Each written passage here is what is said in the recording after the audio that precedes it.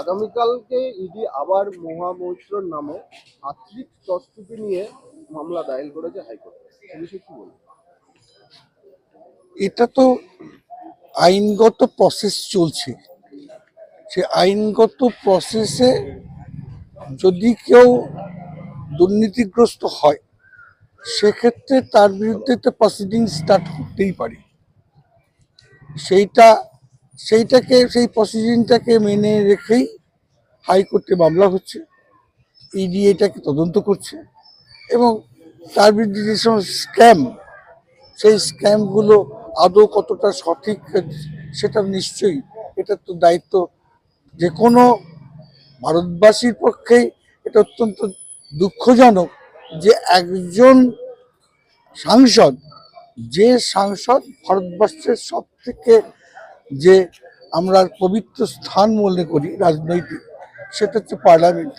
সেই পার্লামেন্টের সাংসদ যখন কোনো স্ক্যামে জড়িয়ে যায়, এবং যেটা অত্যন্ত দুঃখজনক এই কারণেই যে এই স্ক্যামের মধ্যে দিয়ে শুধু ভারতবর্ষের নয়, ভারতবর্ষের ফরেন যে সমস্ত ব্যাপারগুলো থেকে যায়, সেই গোপন তথ্যগুলো বিদেশে ফাঁস হয়ে যাচ্ছে।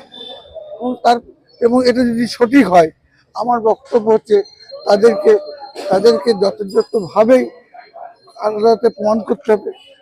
যদি তারা প্রমাণ করতে হয় যে না এগুলো সমস্ত মিথ্যে, তাহলে মিথ্যে প্রমাণিত হলে তখন আমরা আবার অন্য কথা বলবো।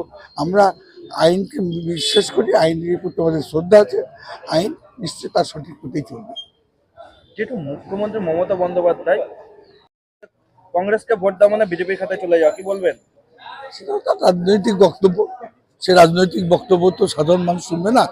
হ্যাঁ, ওরা বলতেই পারে।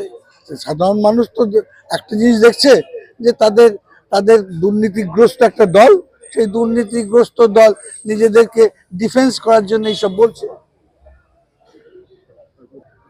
আজকে এতদিন পরে আজকে প্রথম দেখছি আপনাদের বাম এবং কংগ্রেস একসাথে প্রচারে। একটা সর্বভারতীয় দল, তাদের তো প্রসিডিওর রয়েছে, তাদের প্রসেস রয়েছে, সেই জন্য একটা সময় লাগে। আমাদের কাছে একটা নাম উঠে আসছে, তারা বলছে যে তারাও কংগ্রেসের প্রার্থী, আলম মন্ডল।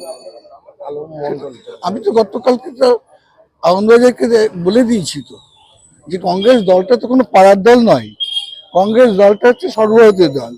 এখানটায় নীতি নির্ধারিত হয় কংগ্রেস দলের, সেটা হচ্ছে এআইসিসি ঠিক করে। এআইসিসি ঠিক করে এবং এআইসিসি তাকে অ্যাপ্রুভ হলে পরে তাকে সিম্বল দেয়। তাই এখানটায় তো সিম্বল নেওয়ার প্রশ্ন আছে। কেউ যদি নির্দল হিসাবে দাঁড়াতে পারে আমার তো কোনো আপত্তি নেই, কিন্তু এরা যদি এই কংগ্রেস ভাঙানোর চেষ্টা করে তাহলে পরে আমি বলেছি তাকে সাসপেন্ড শুধু করা হবে না, আমি এটা ইলেকশন কমিশনকে জানাবো।